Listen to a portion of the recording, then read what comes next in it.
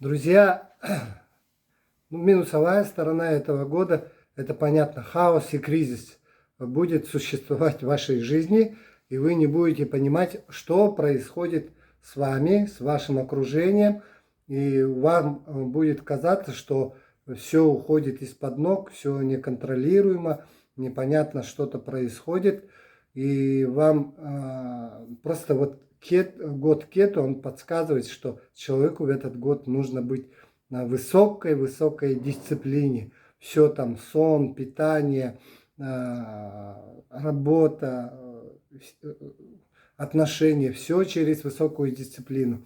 Конечно, нужно понимать, что в этом году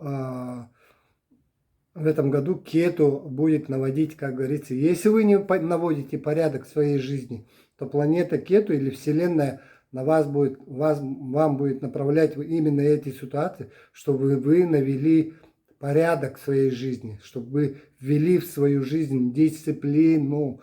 Вот. И поэтому в этом году не рекомендуется, первое, не продавать недвижимость. И деньги, которые выручены с продажи недвижимости, фиксировать банки. И во-вторых, в-третьих, не планировать операции. Плановые операции нельзя производить.